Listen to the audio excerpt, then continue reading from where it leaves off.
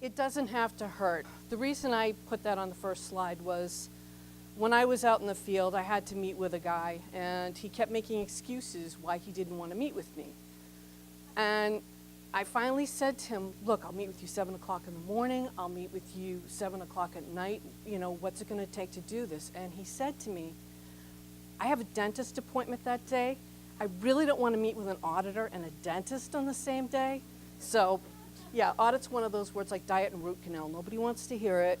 This first page here is actually in your policy, and it tells you that we are going to do the audit. Right down here at the bottom, it says all information required below is subject to verification and change by audit. It's not that we don't believe what you told us when you took the policy out, or that we don't think that it's going to be the same going from one policy period to the other. It's just things change. The second place you're going to find it is in the policy conditions. The policy is a contract. It's a legally binding document.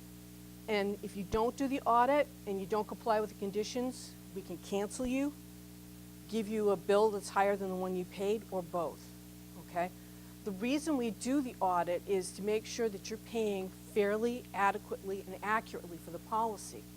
If you don't pay adequately for the policy, we're selling a promise we can't keep because we're not taking in the amounts of money needed to pay for the claims to come in.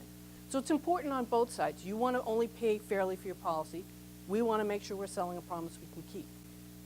The last one, audit. It tells you what kind of records we're going to look at, when we will meet with you, which is during regular business hours, and that we have the right to take a look at those records for up to 3 years. Last one, everybody hates this one. Subcontractors, they're the bane of the auditor's existence, they're the bane of your existence. When we do an audit, we are going to be looking for workers' comp certificates for everybody. It doesn't matter whether they're a sole proprietor or not. The reason behind that is the state of Massachusetts considers it an employer-employee relationship until 3 prongs of a standard are satisfied. If that subcontractor fails even 1 prong of that 3-prong standard, they're considered an employee. If they fit into a gray area, the state will fine for that employee or for that person, and we will end up paying the claim. So that's why we look for it.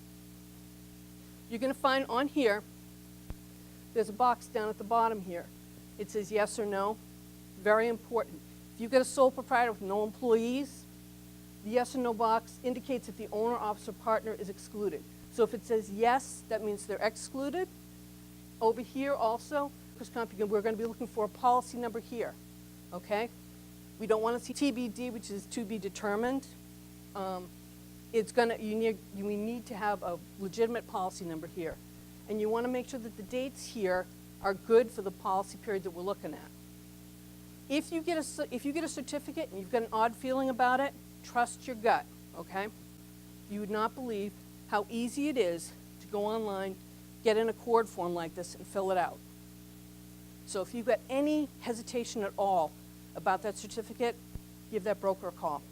When your subcontractor comes on the job site, when you give them the W-9, ask for the workers' comp certificate at the same time.